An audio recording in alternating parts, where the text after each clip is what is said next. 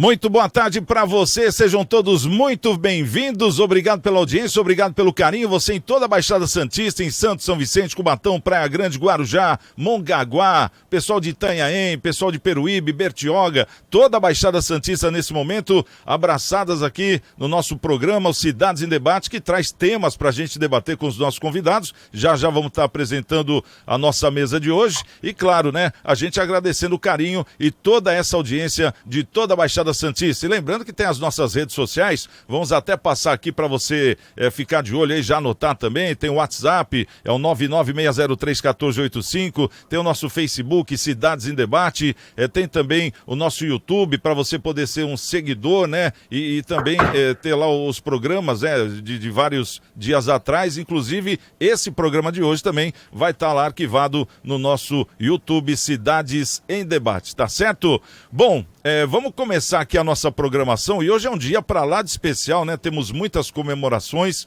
Hoje é o dia do calendário, é o dia do juiz de casamento, é o dia da prevenção das doenças do coração, dia mundial da bengala branca e dia do professor, sexta-feira, dia 15 de outubro. E a gente traz também o boletim da Covid na cidade de Santos. Houve uma redução no número de pessoas internadas na rede de saúde de Santos, de 72 para 68 pessoas, uma queda de 5,5%.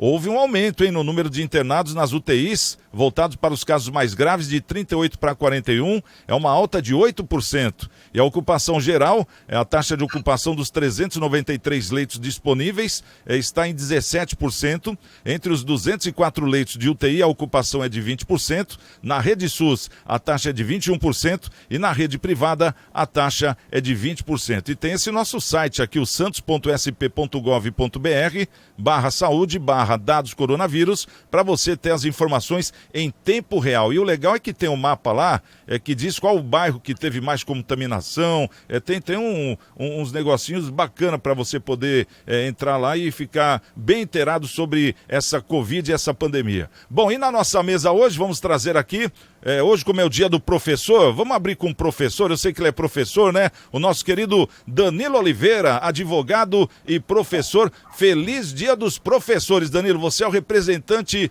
dessa categoria maravilhosa aqui no nosso programa, hein? Seja bem-vindo.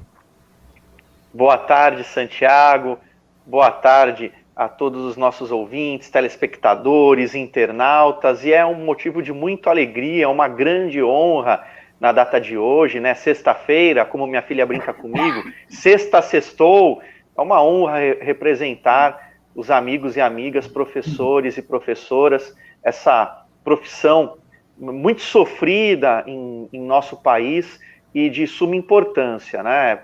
Eu sei que é meio clichê, mas se nós não valorizarmos de verdade os nossos professores, dificilmente teremos um país melhor. Até porque, Santiago, você há de concordar comigo, todos os demais profissionais passaram por um professor ou por uma professora. Com certeza, exatamente isso. E a gente sempre lembra, né? O nome do nosso primeiro professor, da nossa primeira professora, é uma lembrança muito agradável, a gente guarda com muito carinho. Doutor Maurício Baltazar conosco também, boa tarde, doutor, tudo bem?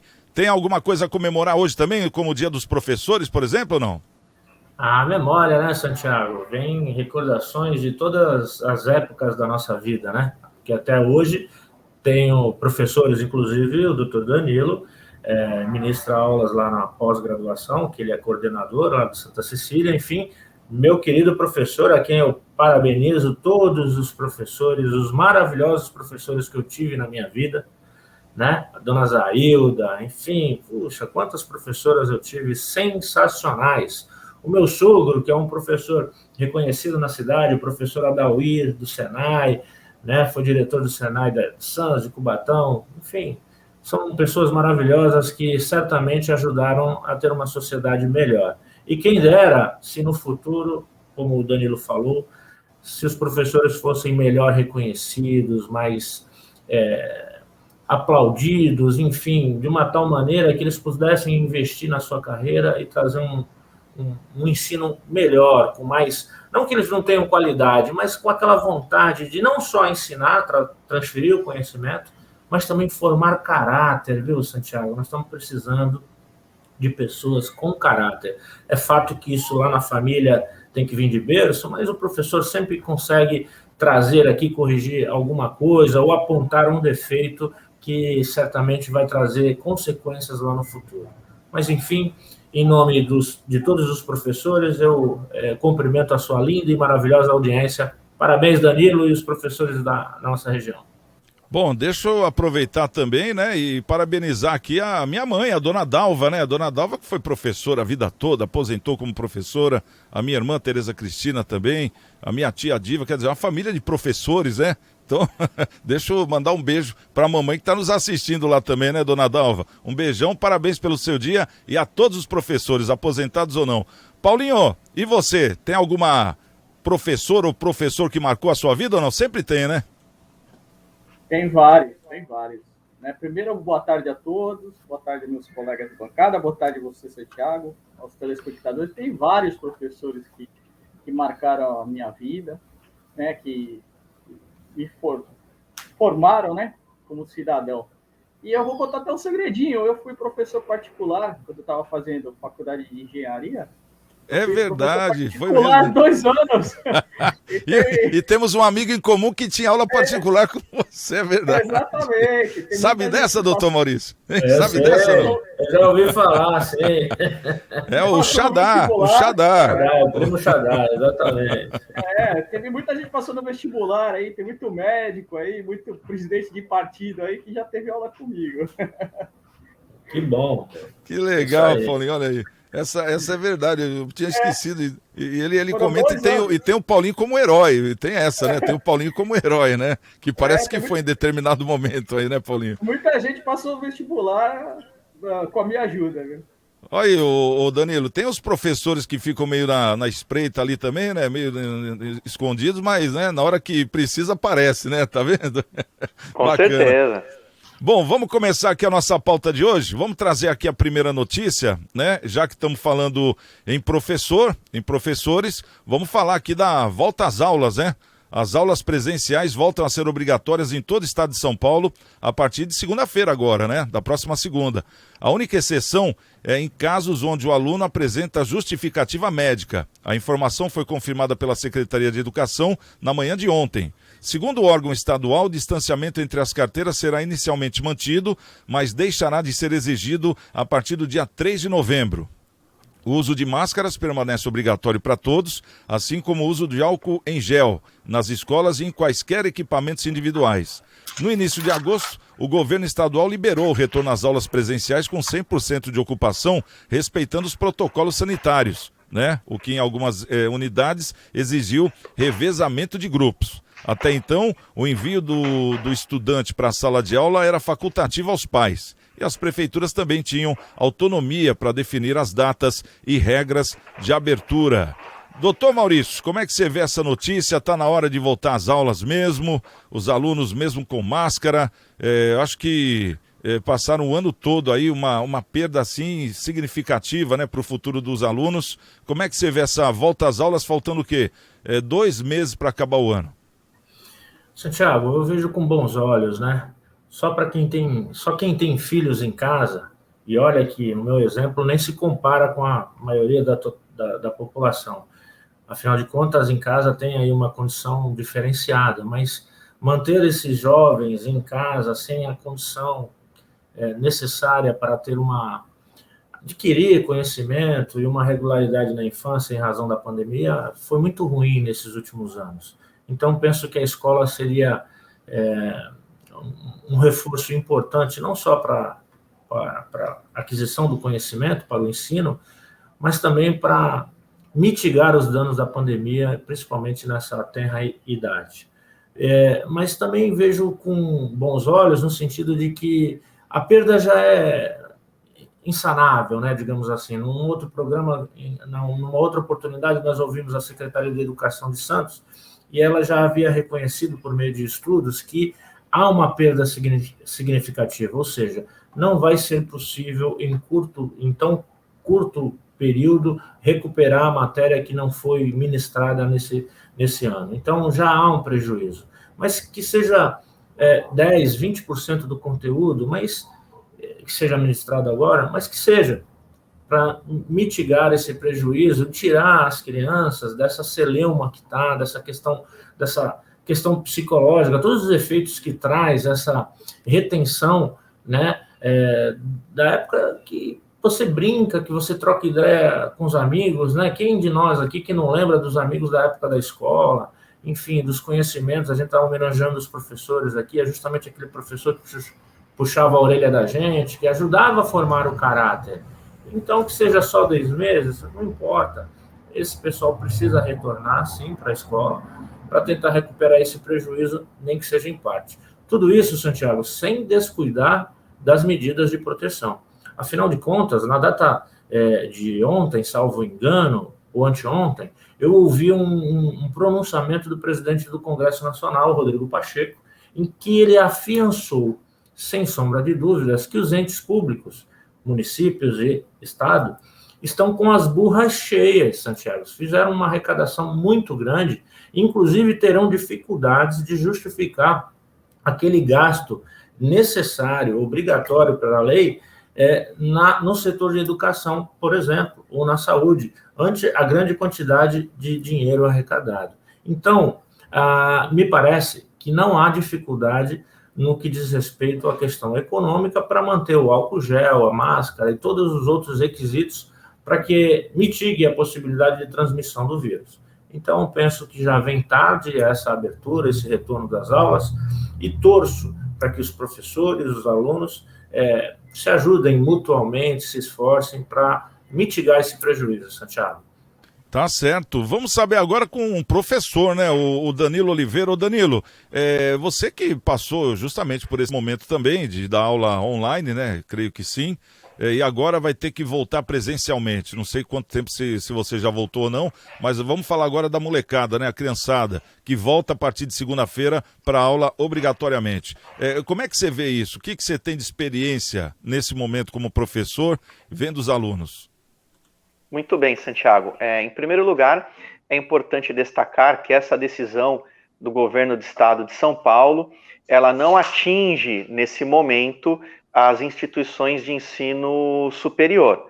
Então, as faculdades, os cursos de graduação podem continuar sendo oferecidos e ministrados online, remotamente, com exceção daqueles cursos, daquelas graduações que têm atividades mais empíricas, né, que não são cursos teóricos. E aí você tem como exemplo odontologia, fisioterapia, medicina e etc. Então, essa decisão do governo do estado de São Paulo diz respeito aí à educação infantil, ensino fundamental, ensino médio, tanto da rede pública como da rede privada. Eu ouso discordar do meu amigo e aluno Maurício Baltazar. Por quê?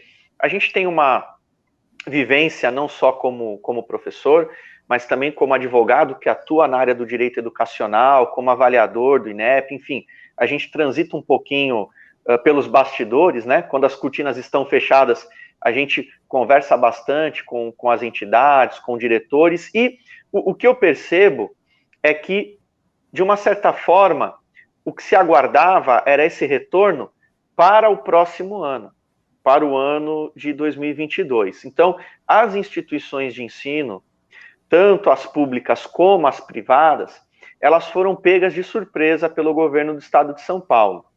A tendência, até pelo que se especulava, pelo que se conversava, era que esse retorno seria em 2022. Não agora, no fim do ano, no quarto e último bimestre do ano letivo.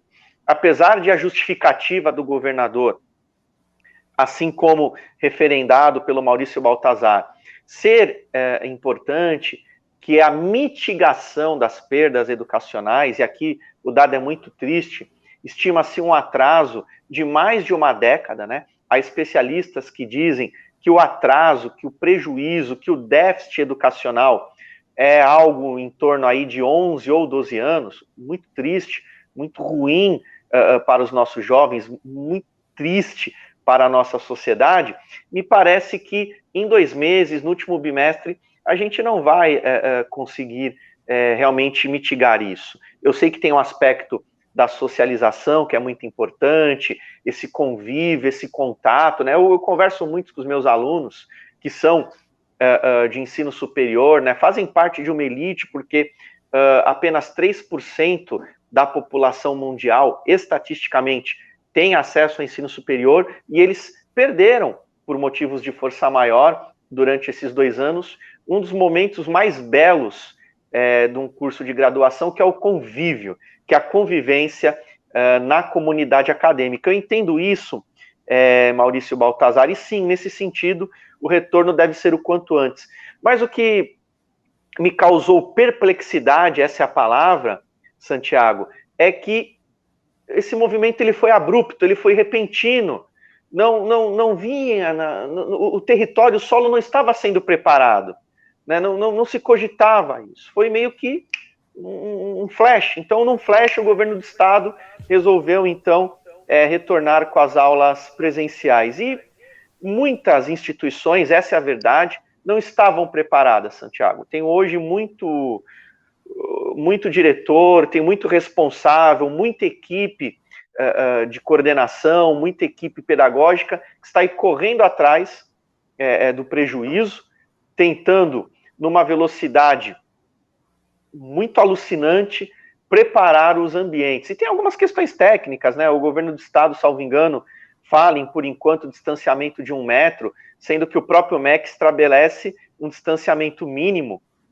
fora da pandemia de 1,20 m. Então, tem algumas questões técnicas aí também que a gente poderia eventualmente discutir, mas me parece que não é o mais importante. Acho que hoje o que a gente poderia comentar já na reta final, e sem que isso fosse já planejado, né? Olha, isso poderia ter sido já divulgado no início do semestre. Olha, nós temos a projeção, né? Potencialmente poderemos retomar nos últimos 2 meses, mas não houve, pelo menos eu desconheço, não houve esse movimento. Então, muitas instituições foram sim pegas de surpresa, e eu me preocupo um pouquinho também com esse outro lado, Santiago, com esse lado daquelas pessoas que trabalham e trabalham muito, tomando as decisões operacionais e também as decisões pedagógicas, né? Porque ensino, para que a gente possa, inclusive, influenciar o caráter dos alunos, a formação pessoal, não é só entrar na sala de aula, né? Tem toda uma preparação, é a questão da merenda, é a questão do material didático, é a questão, sim, das condições mínimas necessárias em sala de aula, né? E eu faço aqui a seguinte provocação: nesse tempo em que as aulas presenciais ficaram suspensas, né? Quais foram, falando aqui do setor público, quais foram as escolas, as creches que se prepararam, que cuidaram da manutenção? Eu sei que as entidades privadas, muitas aproveitaram, aquelas que conseguiram sobreviver, para realizar reformas, a manutenção, as melhorias. Mas será que essa foi uma realidade de grande parte ou de boa parte? Enfim, só para não perder o costume, viu, meu amigo Maurício? Ouso discordar de você. Doutor Maurício, pode responder. Não, muito bem, né? Fundamentado a sua discordância. De fato, é relevante essa condição do outro lado, né? Eu falo na condição de pai e de tio, enfim, orientador aí dessa faixa etária que está tendo problemas psicológicos, transtornos sociais, que estão presos em casas, né, doutor Danilo e membros da mesa? Veja bem, manter uma criança de 4, 5, até os 10 anos em casa, numa condição equiparada até uma prisão, entre aspas, né, porque não pode estar, né, enfim, além da questão do convívio, dos amigos, me parece que não é a melhor condição. Então, mesmo que com precariedade, esses 2 meses serviriam pelo menos para mitigar essa questão social e psicológica que certamente está trazendo efeito para essa faixa etária, que a gente também tem que cuidar, né? Que o melhor dos mundos seria que tudo tivesse ok, não só na questão da manutenção, mas os equipamentos e o distanciamento necessário. Muito bem, era o melhor dos mundos. Mas nós temos isso? Nós estamos acostumados, no nosso querido Brasil, estar no melhor dos mundos? Claro que não, né? gente está acostumado sempre com a deficiência e tal, mas aí a gente tem que escolher com deficiência ou lá na prisão, equiparada, lá na comunidade, na favela. A gente tem que fazer uma escolha. Me parece que essa ainda é a melhor delas, apesar dos seus relevantes argumentos, Danilo. Agora, se o Santiago me permitir, peço Pode também desculpas ao Paulo, num ponto eu concordo contigo, né?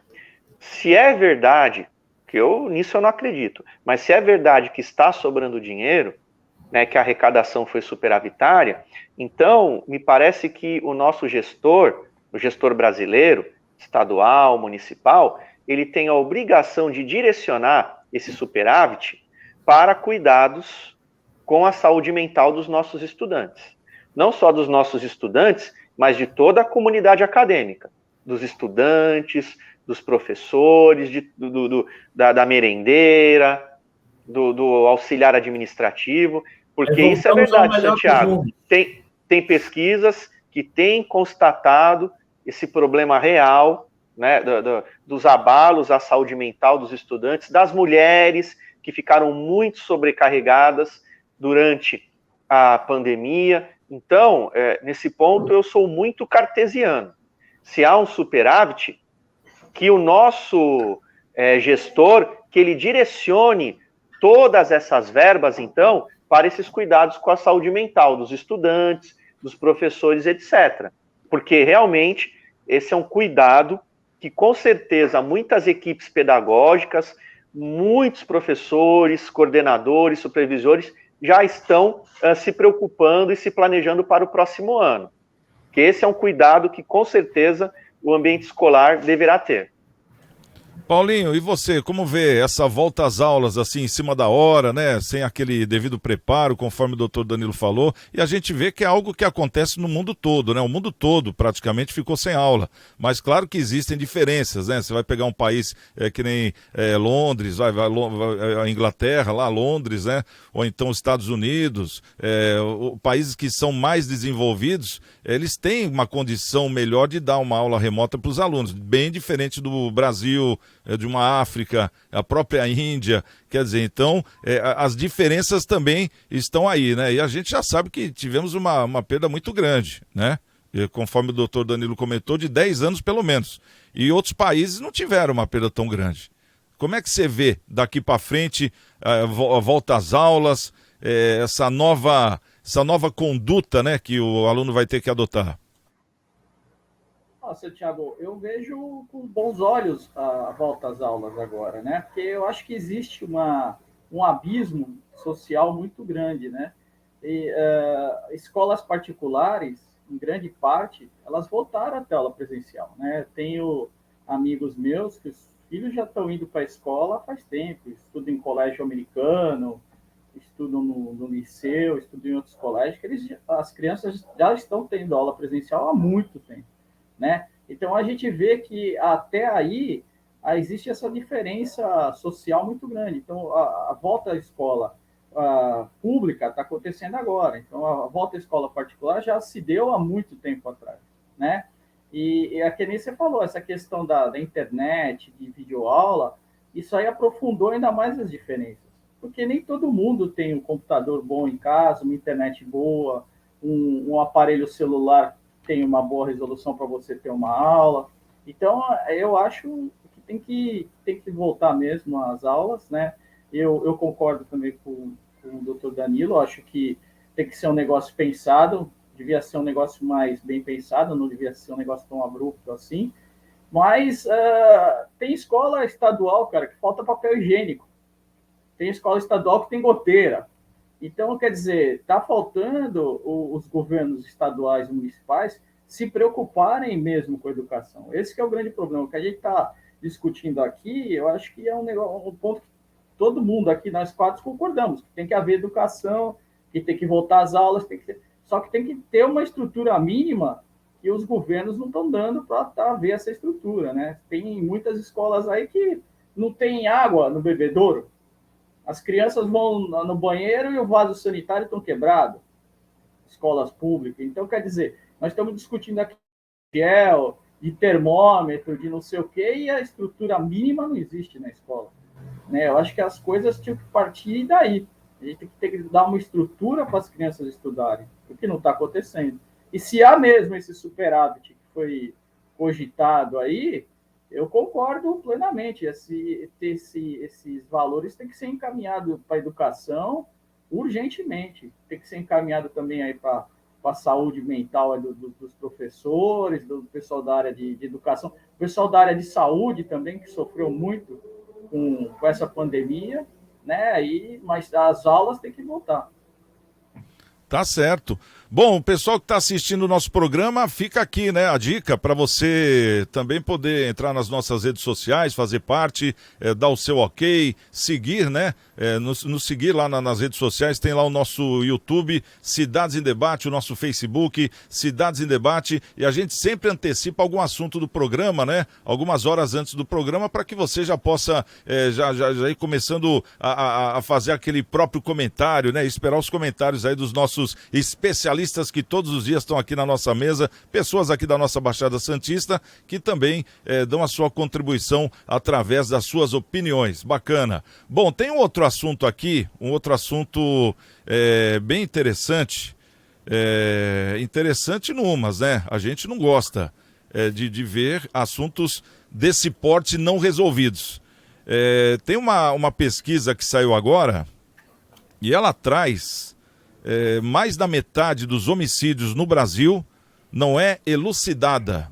O dado faz parte de uma pesquisa do Instituto Sou da Paz, divulgada na última quarta-feira, dia 13 agora, com as informações sobre assassinatos que ocorreram entre 2018 e foram esclarecidos em até 2019. A quarta edição do levantamento mostra que 17 estados esclareceram 44% dos assassinatos, mas ainda há uma elevada disparidade. Enquanto Mato Grosso do Sul soluciona 89% dos crimes, Paraná, por exemplo, só resolve 12%. Para as famílias, é um luto e um sofrimento ampliado, né? Já que elas ficam na expectativa de esclarecimento e punições que nunca chegam. É o que afirma Ariel de Castro Alves, ele é advogado especialista em direitos humanos e segurança pública pela PUC São Paulo. Segundo o advogado Ariel, esses dados são sobre homicídios, né, os crimes mais graves previstos em nossa legislação. Agora, imaginemos o que ocorre em relação aos demais crimes. A pesquisa mostrou que Mato Grosso do Sul foi o estado que mais investigou homicídios que ocorreram em 2018, com um percentual de esclarecimento de 89%, seguido por Santa Catarina, com 83%, e pelo Distrito Federal, com 81%. Aproveitando a nossa mesa, hoje temos grandes juristas, né? Doutor Maurício Baltazar, temos aqui também o doutor Danilo. Doutor Danilo, fala pra gente, por que não chega-se a resolver, não chega nem na metade dos homicídios a serem resolvidos em vários estados? O que ocorre com a justiça?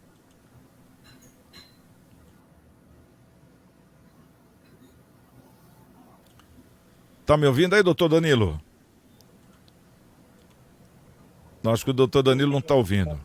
Tá ouvindo Oi, agora? Santiago. Voltou aqui a minha conexão. A minha conexão Você ouviu a minha falhou, pergunta? mas ouvi sim. Ok. Falhou um pouquinho, mas como professor eu acredito que eu consiga aqui destrinchar a tua dúvida. Fique tranquilo, senão você me corrige, viu? Fique à vontade. Estamos aqui entre amigos. Tem um dado aqui muito triste. Eu era estudante de Direito, eu entrei no curso de Direito em 2000 e terminei o curso em 2004. E eu me recordo que naquela época, uma capa da revista Veja, vou aqui dar o crédito, uma capa da revista Veja, já naquela época, hein? Então temos aí quase 20 anos atrás, me chamou muita atenção. A capa trazia mais ou menos a seguinte manchete: a cada 100 homicídios no Brasil, inclusive registrados como tal, em apenas um, o acusado, o agressor, ele era preso, julgado, condenado e cumpria essa pena até o fim. Então, repito, já há quase 20 anos, uma capa da revista Veja trazia como manchete a notícia de que No Brasil, a cada 100 homicídios, em apenas um, né, o agressor, ele era processado, julgado, condenado e cumpria a pena até o fim. E isso me chamou muito a atenção naquela época, não apenas enquanto estudante de direito, mas também como um membro da sociedade brasileira, como um cidadão. Por quê?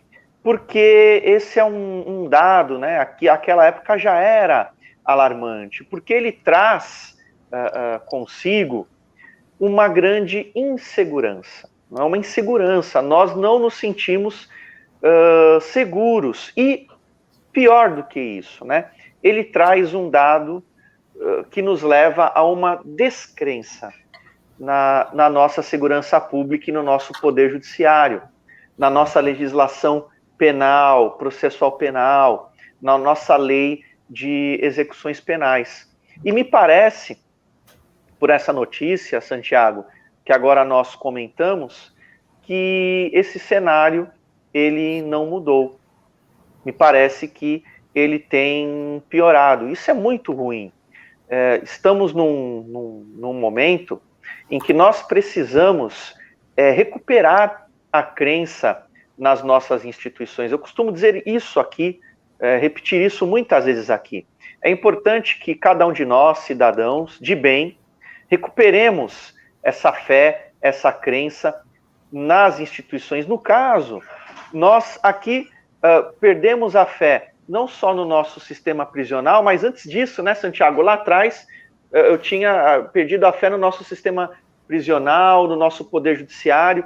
Aqui nós acabamos perdendo a fé na própria polícia investigativa, na polícia civil, na polícia federal, na persecução penal, né? Tecnicamente, o que é a persecução penal? Ela vai desde a investigação do fato criminoso, no caso do homicídio, até o julgamento e a condenação e o cumprimento da pena, né? Por aquele que comete o homicídio, pelo homicida.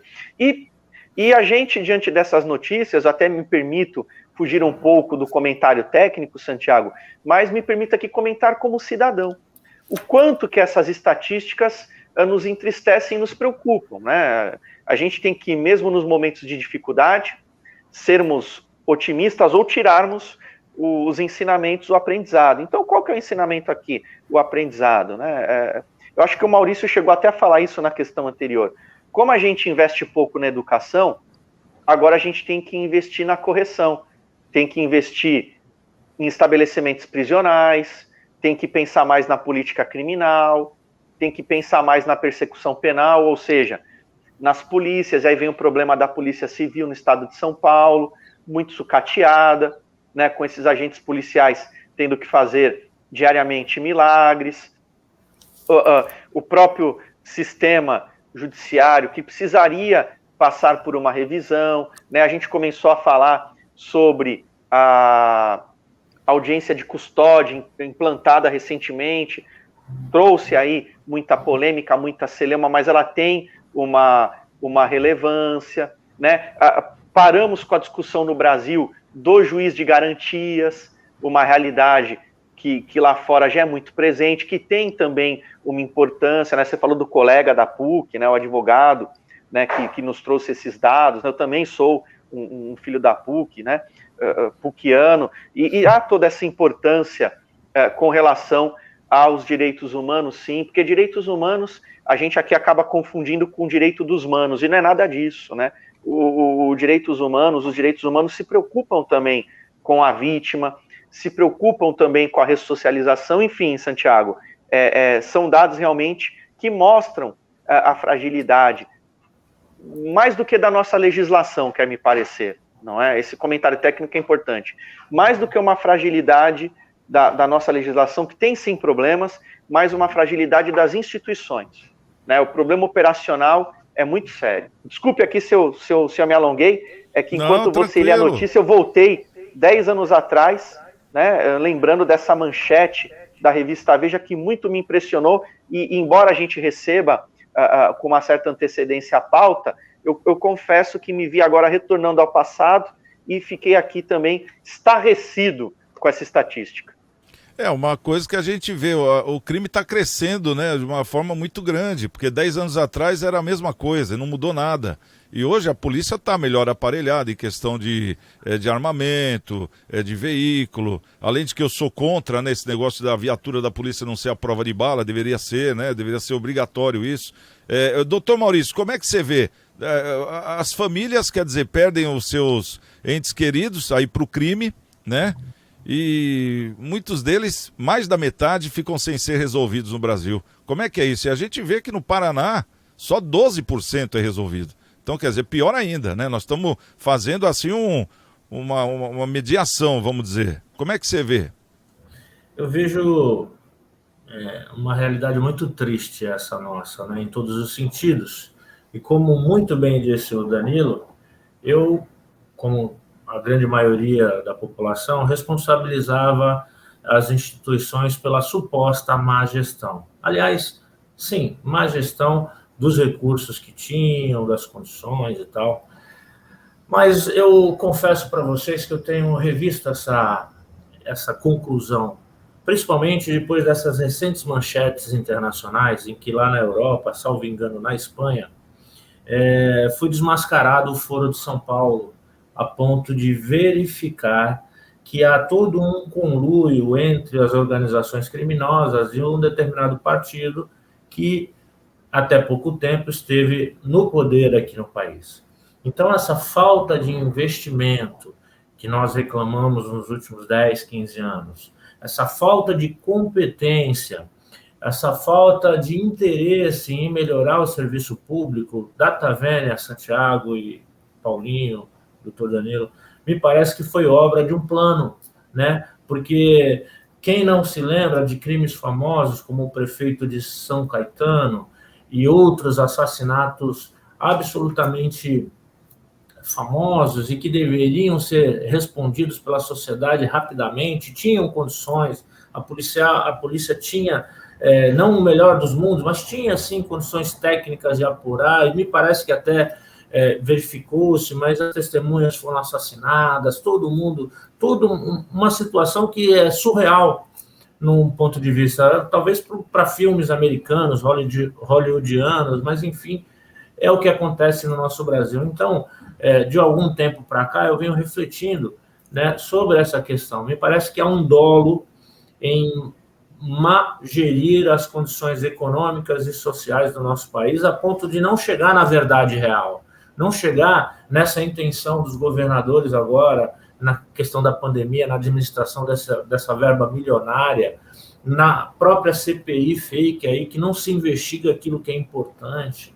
Então, Santiago, é triste, é uma realidade nossa mesmo, está ruim, os índices não estão chegando num patamar aceitável, mas eu penso, de pouco tempo para cá, que isso não é uma fatalidade do mau gestor, da questão do caráter brasileiro, como se o brasileiro gostasse do jeitinho ou da criminalidade. Não, eu acho que isso fez parte de um plano maior, né, do Foro de São Paulo, que vem sendo investigado e que, se Deus quiser, vai partir de lá, como aconteceu com as prisões aí da Lava Jato, lá na Holanda, devolver dinheiro e tudo mais, tudo indica que vai começar de lá, mas vai chegar aqui no Brasil e a verdade real chegará, né, à luz do sol, e todos nós vamos ficar sabendo que o que nós estamos colhendo hoje é um resultado de um plano para, quem sabe, nosso futuro, nas próximas eleições e nas vindouras, podemos fazer uma sociedade melhor do que a nós temos hoje. É o que eu penso, Santiago. Tá certo. Paulinho, desculpa, pode falar. Paulinho, desculpa atravessar o samba, acho que o Paulinho está aqui aguardando para comentar, mas é que o Maurício, desculpa, viu, Paulinho, mas é que o Maurício trouxe um homicídio não resolvido emblemático. Emblemático. Eu até entendo que a questão da criminalidade, do alto número de homicídios no Brasil, ela extravasa, né? Ela ultrapassa questões políticas. Mas o exemplo que você trouxe é do prefeito de Santo André. Né? Celso Daniel. E até hoje não foi resolvido esse homicídio. E como todo homicídio, né? a perda não, né, a retirada dolosa ou culposa de uma vida impacta toda a sociedade. Isso nós, advogados, estudantes de direito, aprendemos desde os bancos universitários, mas, com certeza, um dos crimes mais macabros da história brasileira ante a aparente conotação política, não é? Então, acho que uma coisa levou a outra, né, Maurício? Mas esse caso do Celso Daniel, se eu não me engano, até hoje, há familiares que estão sob a proteção do Estado. Me parece que ainda há, com o decurso do tempo, cada vez mais a coisa fica mais difícil. Mas ainda há, pelo que eu tenho conhecimento, algumas investigações, ainda há um trabalho, mas, infelizmente, o homicídio do Celso Daniel, prefeito de Santo André, faz parte dessa estatística dos homicídios não resolvidos em nosso país. Se o Bolsonaro tivesse a facada lá e ele tivesse morrido, seria mais um, né? Mais um. Por isso que eu digo, é um plano doloso, alguém maquiando essa situação, produzindo esses resultados para porque a verdade real não chegue e não houvesse a mudança política que houve, acabou acontecendo graças à sobrevivência do Bolsonaro. Paulinho, como é que você vê essa notícia quando você bate o olho? Mais da metade dos homicídios no Brasil não são resolvidos. Você como um popular, uma pessoa do povo. Santiago, o que eu vou falar aqui vai ser um pouco polêmico, mas como eu gosto de dar uma criada de polêmica, eu vou falar. Primeiro, o Instituto Sou da Paz. Tudo que vem desse instituto, para mim, eu fico com os 2 pés atrás e as 2 mãos para frente. É um instituto totalmente desarmamentista, que quer deixar a população totalmente desarmada e à mercê dos marginais. Bom, pautando desses índices que eles colocaram, nós estamos há 25 anos de gestão do PSDB do governo de São Paulo, né, mais ou menos. E o salário do policial paulista, se não me engano, é o pior salário do policial de todos os governos. Então, quer dizer, o policial paulista ganha menos, por exemplo, do que, não estou desmerecendo os estados que eu vou colocar aqui, que Ceará, Manaus, ele ganha menos, tá? Então, o governador do estado de São Paulo, ele entrou com uma política falando que não ia desativar bases comunitárias, que ia implementar a segurança pública e o que foi visto, né? Isso eu participei, eu sou integrante do Conseg aqui do meu bairro, eu tive em audiências públicas. Segunda-feira agora, nós vamos ter dia 18, na Câmara de Santos, uma audiência sobre segurança pública aberta, às 10 horas.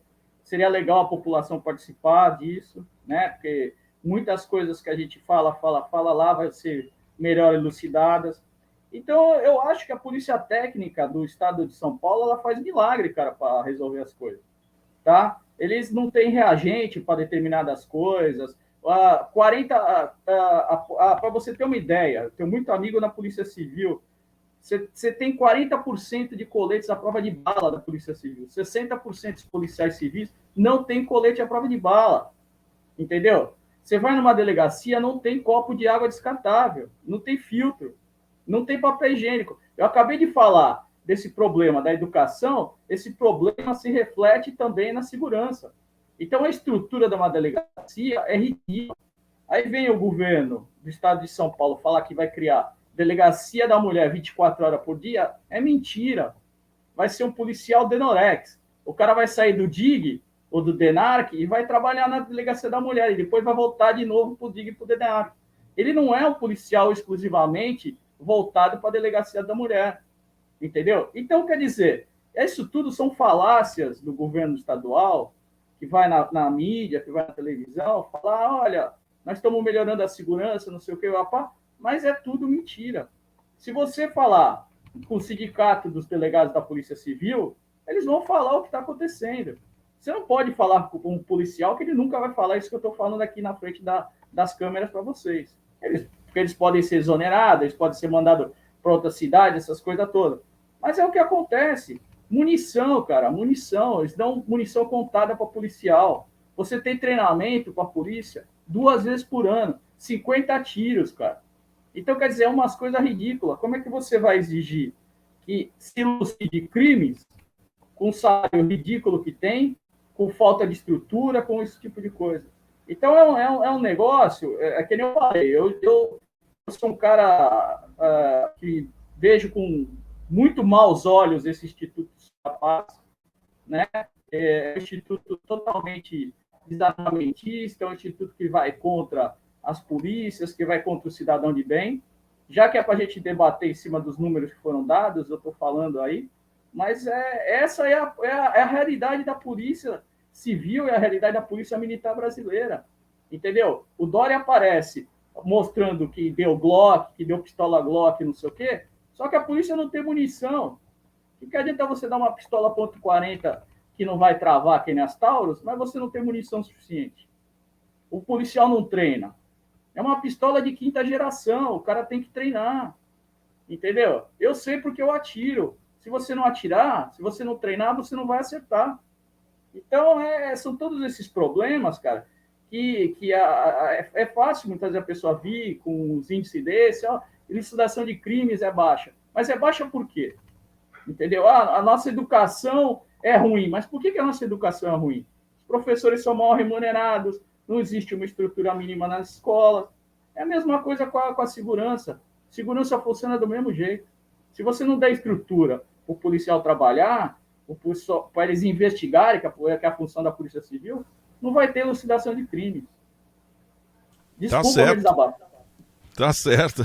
Bom, vamos trazer aqui o Maurício Araújo e o Momento Câmara. Vamos ver o que está acontecendo nas câmaras municipais aqui da nossa Baixada Santista. Maurício Araújo, é com você. Santiago Pérez, boa tarde, tudo bem? Olha lá, Santiago, vamos falar hoje da Câmara Municipal aqui de Santos, tá? E envolvendo 2 projetos similares. Um que propõe gratuidade para pessoas portadoras de fibromialgia e doenças crônicas, tá?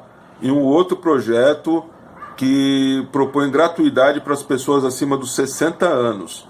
Bom, o primeiro projeto ele foi vetado, tá? A Procuradoria vetou, a Comissão de Constituição e Justiça vetou, porque ele gera despesa e não diz a fonte de receita, né? É aquele princípio básico que a gente sempre discute, que o vereador não pode criar leis que gerem despesa para o executivo, tá?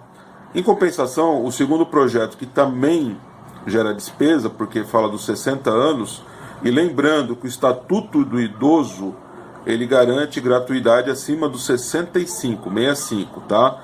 Mas tem uma brecha lá no Estatuto, se eu não me engano, no parágrafo 3º, do que diz o transporte público, né? Dizendo que os municípios podem criar leis específicas para 60 anos, tá? 60 anos ou mais até os 65. É o que está acontecendo aqui na Câmara Municipal de Santos, tá?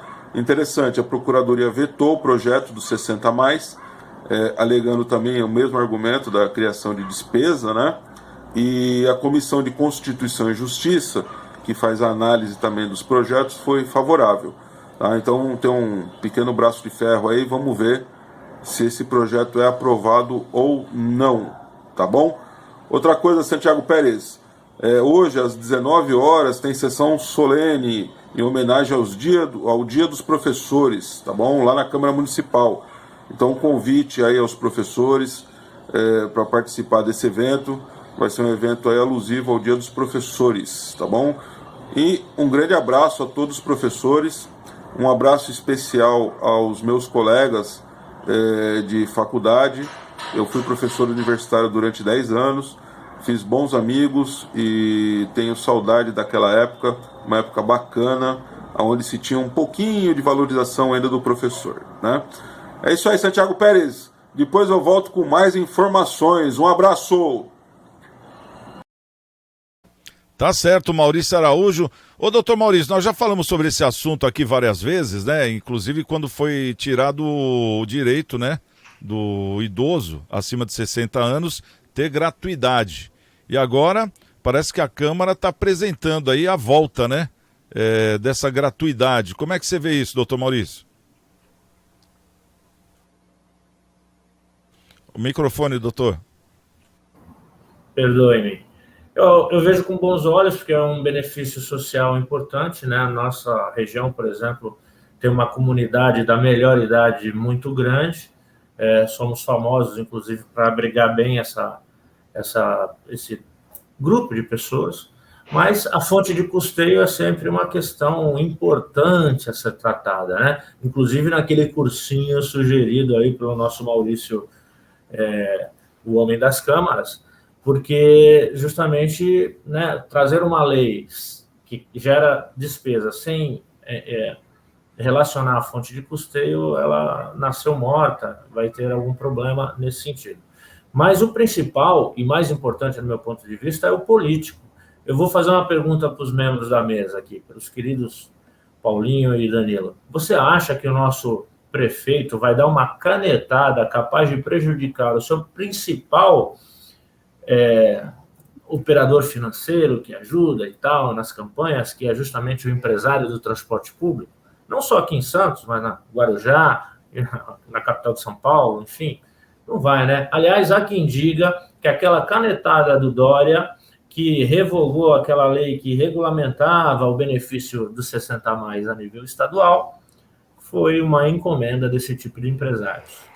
Doutor, mas você não acha que nessa questão, por exemplo, eu até entendo, né? Vai dar uma canetada, claro que não, mas, por exemplo, teve uma lei agora estadual, que desobriga, 60 anos tem que pagar, é de 65 acima. Então entrou, daí o que acontece? A Baixada Santista, Santos, São Vicente, todas as cidades se adequaram à nova lei estadual. E que abriu esse precedente. E agora estão querendo retomar a gratuidade. Então eu acho que já sai da composição, né? Daquela composição que era combinado um exemplo, vamos dizer, para não criar precatórios futuros, né? Porque alguém vai ter que pagar essa passagem. Essa que é a verdade. Se voltar essa gratuidade, alguém vai ter que pagar a passagem, porque a aviação vai falar, calma aí, é uma lei estadual. Quem é que vai pagar a passagem, então, dos de 60 a 65 anos agora? Claro que o prefeito não vai assinar, senão vai criar dívida para a cidade. Mas como sair desse imbróglio agora, ô Danilo, na sua opinião? Porque é um negócio legal e era um direito adquirido dos idosos, está no Estatuto do Idoso, né? E de repente foi tirado, foi simplesmente retirado pelo governador e agora fica essa batata assando aí no colo dos prefeitos, né? Essa que é a verdade. Bom, são dois pontos muito importantes, né? O primeiro ponto é que, apesar dos cabelos brancos, eu tenho certeza que o Maurício não está aqui advogando em causa própria. Tenho certeza disso. Ele sabe separar muito bem as coisas, né? Eu perco o amigo Santiago, mas não perco a piada. Agora, o segundo ponto, falando sério, é que esse buraco é muito mais embaixo, né? Primeiro, a questão jurídica, né? Você usou a expressão direito adquirido. Se era um direito adquirido, em regra, esse direito ele não poderia ter sido retirado dos idosos, né? Nós vivemos num país, olha, seria engraçado se não fosse trágico, né? De acordo com o Estatuto do Idoso, é idoso quem tem 60 anos ou mais. Só que para determinados direitos, benefícios previdenciários, ou no caso, benefício assistencial, o LOAS, né, aquele benefício da Lei Orgânica da Assistência Social, você não considera idoso quem tem 60 ou mais, você considera quem tem 65 anos ou mais. Quer dizer, idoso é quem tem a partir de 60 anos, mas na hora de receber o benefício assistencial, eu aumento em 5 anos essa idade? Agora sim, 5. Quer dizer, que proteção é essa? A mesma coisa com relação ao transporte público. Transporte público é gratuito não para quem é idoso, mas para quem tem 65 anos ou mais. Juridicamente, para que você reduza um direito social, mesmo sendo um direito adquirido, viu, Santiago Pérez, você tem que ter uma justificativa muito bem comprovada. Me parece que essa justificativa não existe. Por quê? Porque de duas uma. Ou a prefeitura faz o aporte, e aí realmente você tem a questão do dinheiro público, cobrindo essa despesa, ou você tem o aumento da tarifa, né? Só que eu vou dar aqui a terceira via, né? A gente fala muito em terceira via. Qual que é a terceira via? É o empresário diminuir o lucro.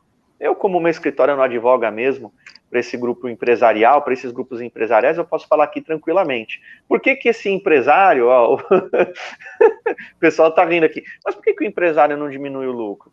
né? Eu, pelo menos, não tenho acesso a esses dados, né? O lucro é muito grande, né? O que essas empresas de transporte, né? O que esses grupos lucram é um valor muito grande. Então, às vezes, essa ganância, né, capitalista tem que ceder um pouquinho de espaço aí para o social. Percebe, Santiago? Porque tem que, para ter a despesa, tem que dizer a fonte de receita. E se a gente diminuísse um pouquinho a receita desse empresariado que já ganha tanto e, na minha opinião, nos devolve um transporte público de baixa qualidade? É inadmissível que num município ou numa região como a da Baixada Santista você tenha veículos que não tenham ar-condicionado. É inadmissível, né? Na temporada aqui do verão, o nosso munícipe, né, o usuário do transporte público, não ter um transporte público minimamente decente, sem contar os relatos, né, de insetos, baratas e etc., nos veículos, né? Então, assim, eu acho que é muito desproporcional. Eu acho que o usuário, né, ele acaba pagando a conta. Me incomodou muito quando vê essa desculpa atuarial, não, porque a gente tem que revogar esse direito, porque senão o poder público não vai dar conta. Diminuir um pouquinho o lucro, né? E se aquela empresa não quiser, que venha outro grupo econômico, é assim que funciona. Desculpe aqui ser enfático, mas essa é a minha opinião, porque senão a gente vai ficar só enrolando e vai esbarrar sempre nessa questão do equilíbrio econômico-financeiro. É só diminuir um pouquinho o lucro.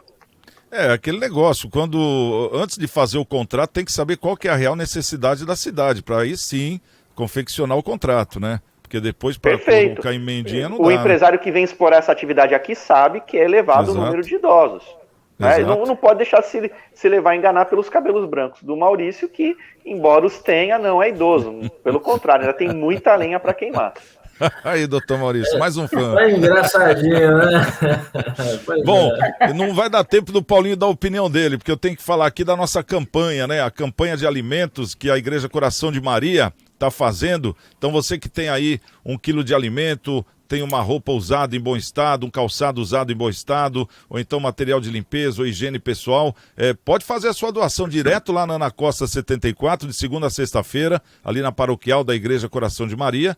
E caso você não tenha como ir até lá, o pessoal tem um veículo, né, que eles vão coletar aí onde você estiver, eles marcam o horário e o dia, e eles passam com o carro lá da igreja para poder pegar a sua doação. O importante é doar, porque muitas cestas básicas estão sendo feitas com pessoas que realmente estão necessitando e estão precisando. Bom, quero agradecer aqui a presença do nosso querido doutor Maurício Baltazar. Obrigado, viu, doutor? Também o nosso querido Paulo Schneider, da Beach Fit. Obrigado, viu, Paulinho, pela presença. E o doutor Danilo de Oliveira, obrigado pela presença, o doutor Danilo. E a gente volta amanhã, a partir da 1h. Amanhã não, segunda-feira, né? A partir da 1h, aqui no nosso Cidades em Debate. E agora você assiste Feijão e Caviar, em seguida, Ponto Compras. Grande abraço, estamos com Deus. E amanhã, quem chegar primeiro? Amanhã não, segunda. Espero outro, hein? Até lá, tchau, gente. Bom fim de semana.